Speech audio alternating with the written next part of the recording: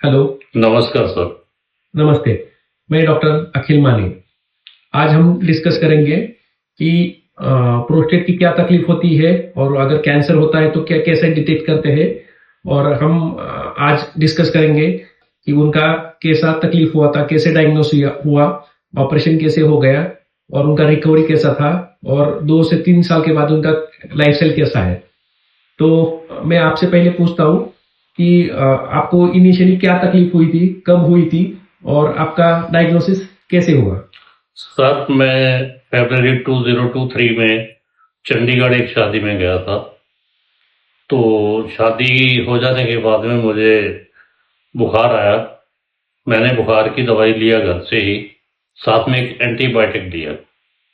तो उस दिन 2-3 घंटे बाद मुझे पेशाब में थोड़ा जलन शुरू हो गई। तो उस दिन शादी में लड़के वालों की तरफ से पार्टी थी, तो मैंने वो स्किप कर दिया, नहीं गया। तो शाम को मुझे फिर बुखार आया।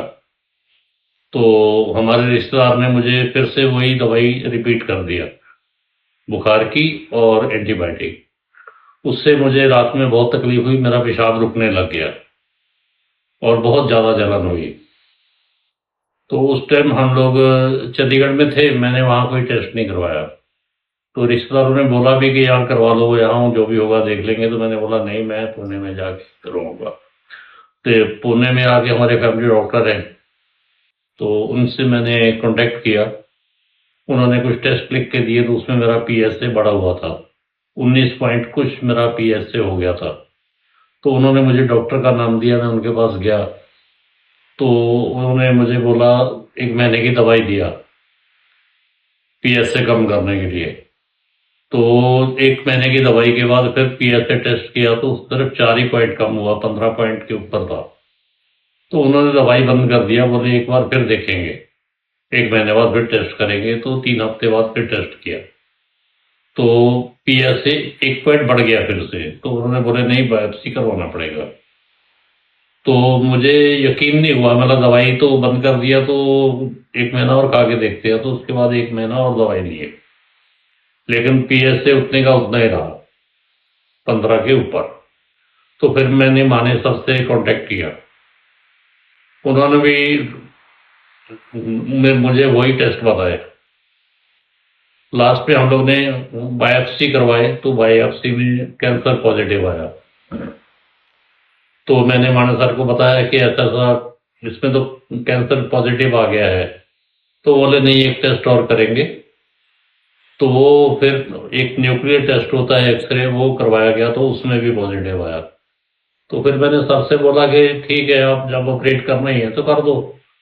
तो सर ने 1 महीने बाद का टाइम दिया, बोले नहीं, 11 जुलाई को आपका करेंगे, क्योंकि बायोप्सी के 1 महीने के अंदर ऑपरेट नहीं कर सकते। माने साहब ने मुझसे बात की, उन्होंने अपना बताया कि ऐसा है, रोबोटिक सर्जरी करेंगे। तो 11 जुलाई का टाइम दिया था, 10 जुलाई को मैं एडमिट हो गया।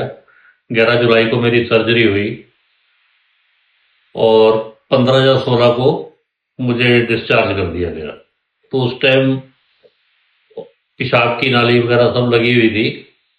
15 से 20 दिन के बाद में पेशाब की नाली निकाला गया, तो पेशाब का लीकेज काफ़ी था। उसके बाद 1 महीना तक मैंने डायपर यूज़ किए। शुरू शुरू में तो दिन में 5-6 डायपर लग जाते थे। उसके बाद में धीरे धीरे तो 3-3-2-1 करते करते 1 महीने बाद डायपर बंद हो गया। और अभी तो सब ठीक है। मैं एक्सरसाइज भी करता हूँ, योगा भी करता हूँ, नॉर्मल खाना खाता हूँ। कभी कोई पार्टी हुई तो पैक भी लगाता हूँ, जिम भी जाता हूँ।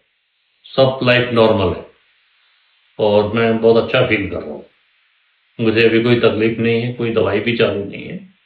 हाँ, ऑपरेशन के 3 महीने के बाद में 1 महीने के लिए रेडिएशन दिया गया था। उसके बाद में 3-4 बार इंजेक्शन भी दिए गए हार्मोन्स के, लेकिन अभी तो कोई प्रॉब्लम नहीं, अभी मैं ठीक हूँ बिल्कुल। आता हूँ 3-4 महीने में कभी, अभी तो 1 साल बाद आया हूँ डॉक्टर साहब के पास फॉलो अप लेने।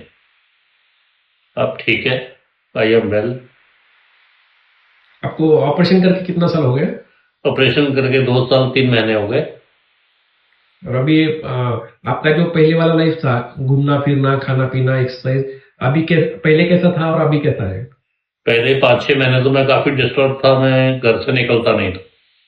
लेकिन उसके बाद मैं फिर धीरे धीरे बाहर निकला और फिर मैंने घूमना चालू किया। उसके बाद फिर योगा फिर से चालू किया, स्टार्ट किया। अभी तो 6 महीने पहले मैंने फिर से जिम स्टार्ट कर दिया। मुझे कोई अभी प्रॉब्लम नहीं आ रही। अच्छा, और बुक वगैरह सब अच्छा लगता है? हाँ, भूख अच्छा लगता है, पहले से ज्यादा लगता है। और सब खाता हूँ, जो भी अच्छा लगे मन को सब खाता हूँ। और यूरिन का कंट्रोल कंप्लीट है? यूरिन का बिल्कुल अच्छा है, अभी कोई तकलीफ नहीं है। बीच में शुरू के 1-2 महीने तकलीफ हुई थी कि जैसे नीचे बैठे उठने के लिए जोर लगाया तो 1-2 बूंद निकल जाता था। तो अभी तो वैसी प्रॉब्लम भी नहीं है। चलेगा चलेगा, थैंक यू। आपका ये जो फीडबैक है, वो जो कैंसर पेशेंट है जो डायग्नोस हुए, ट्रीटमेंट के लिए काफ़ी हेल्प होगी, और उनको ये ट्रीटमेंट में खुद जाने के लिए कॉन्फिडेंस देगी। Thank you. Thank you sir.